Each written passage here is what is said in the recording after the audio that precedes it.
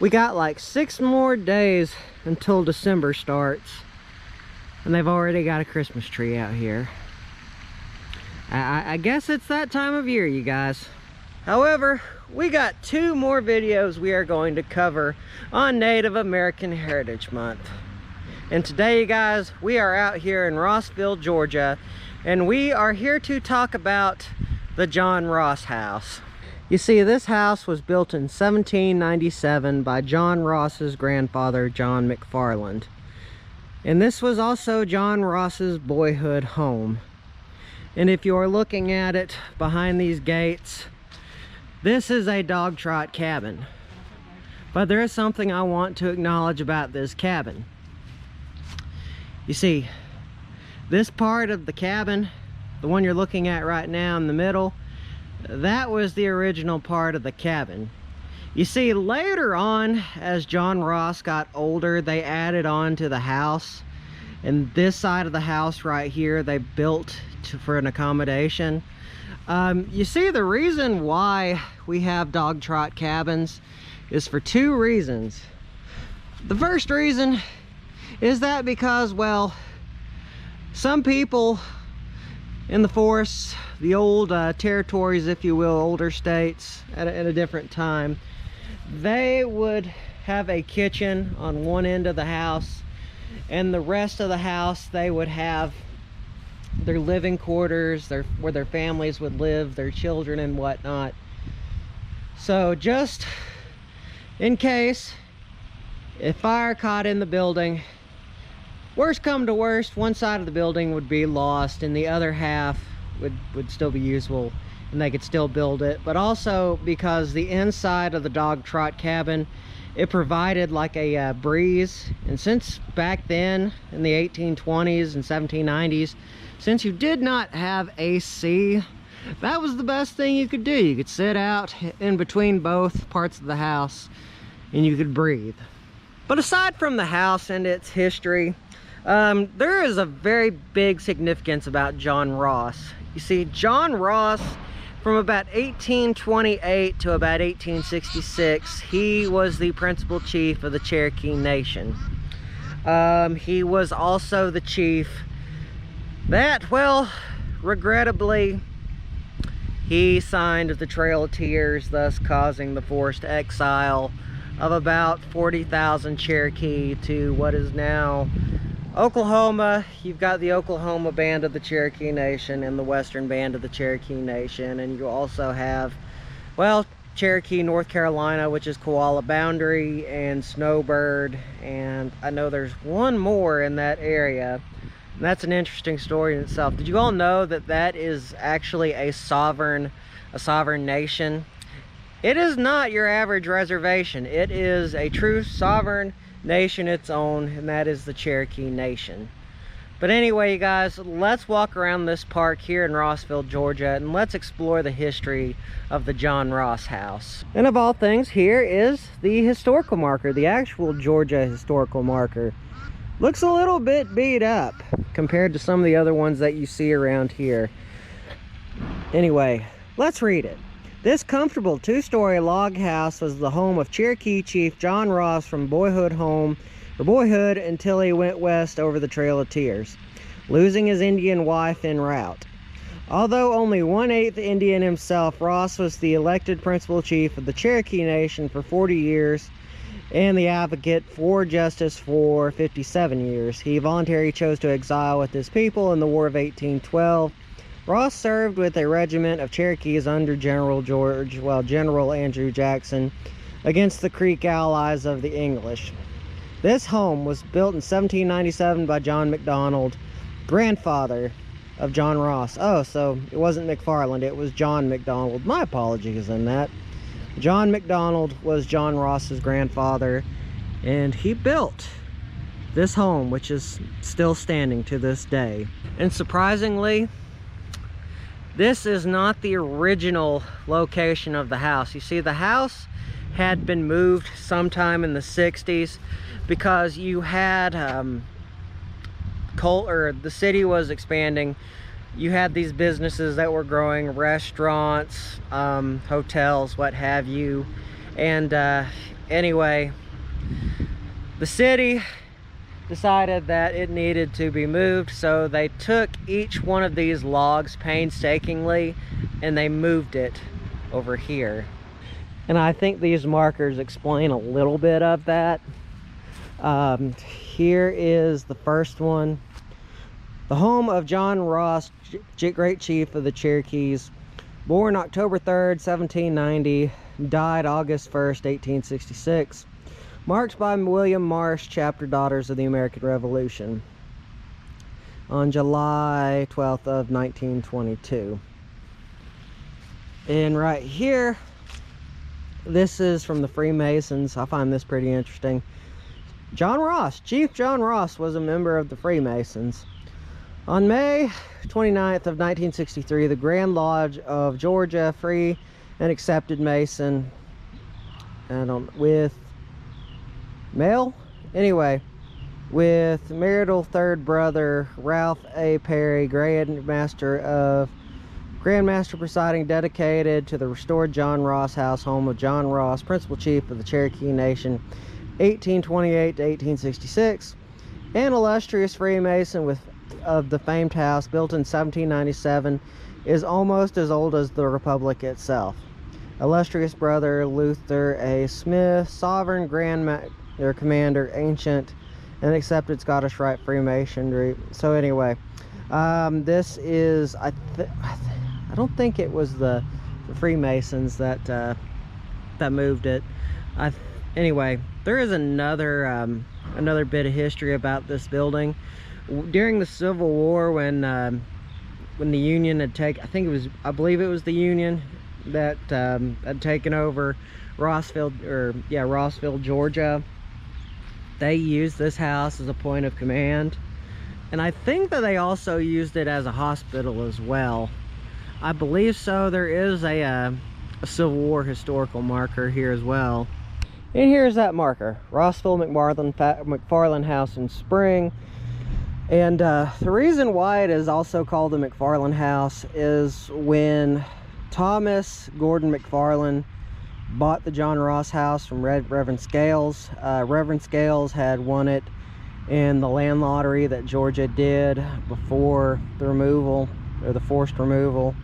And anyway, in this house, the family of, well, I'm not sure if it, one second, I believe it was Reverend Scales.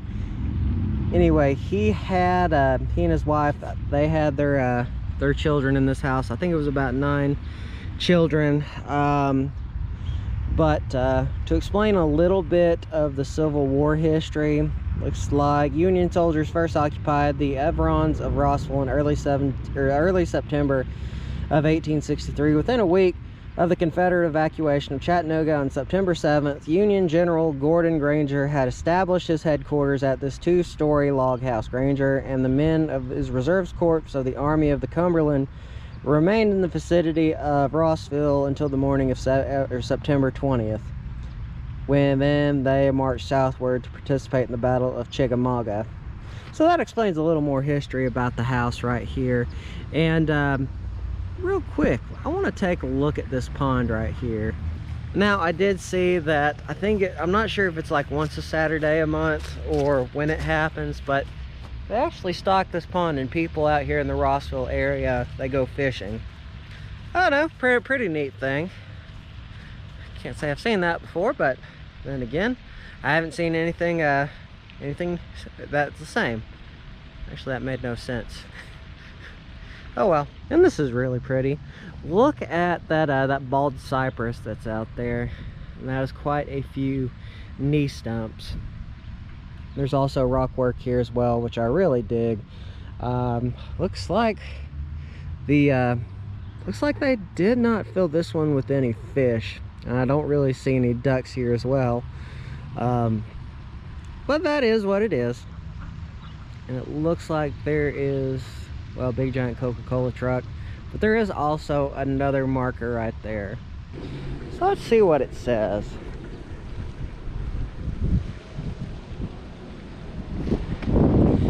In memory of Chief John Ross, lookout post number 1259, Chattanooga, Tennessee. I'm thinking that this was the original marker of the Freemasons, but I don't think. Don't know what that really means, or who donated this one. So while we're here, let's walk around the house one time. Let's take a look at it. Oh, it's a kitty. I believe, yeah, you can see him right there. He's like, "What are you doing? Leave me alone, human." Kitty. Meow meow. Yeah, he's not too fond of me, but what I really want to focus on is this right here. Throughout Native American Heritage Month, I have talked a little bit about this particular plant. This is river cane. It is a cousin of a bamboo. And we gotta let the people who think it's Daytona pass.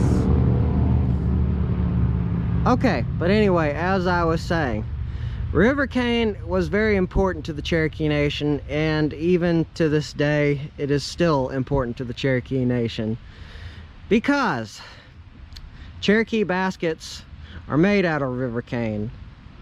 Also, blowguns. Blowguns are also made out of river cane. So, I mean, I think there's quite a few more historical things with river cane through the Cherokee Nation that I can't really think off the top of my head. But this particular species of river cane, well, this particular species of cane, it is threatened. That's kind of why some of these historic sites in the state of Georgia and other places have them growing in patches. Is because they're really trying to repopulate the area with this native Georgia species. And there is no telling how old that brickwork is. And if you all look between the wood, that is not original, because they did not have concrete during this time. Well, they probably did, but in a different country somewhere. But back then, what the Cherokee and pioneers, Appalachian folk, as you would call them, they would use mud, they would use clay, sandstone, and they would pack it between the logs of their houses. Now, present day, just because concrete is a little bit easier to get a hold of and it lasts much longer, they use that instead of the original instead of the original stuffing or insulation of the house. And let's go up here. Let's see what else they have up here. Whew. And I'm a little bit worn out, which that is pretty bad, considering that hill is not all that bad. Going uphill and me don't mix. It makes me wonder if there's anything inside the house, because it looks like you could have gone inside at one time, but obviously now that's not the case. Probably because the house is wearing down in some spots. You can kind of see where the top of the roof is starting to come apart, a couple of pieces. You know, probably people have been vandalizing, which I have noticed that quite a bit, which it kind of sucks. It's like people don't know how to respect historical sites. They consider it their own canvas and they try to destroy it as much as they can. And, you know, it's not fair to the people who preserve the house and the people whom this house represents, which is the Cherokee Nation. It's just aggravating. I think that's a big reason why I do Native American Heritage Month, is because Native Americans they have gotten it bad throughout the history, throughout America, or throughout American history. It's just, it sucks. It really sucks. And I feel like, you know what, let's take a look at the history of the people who came before.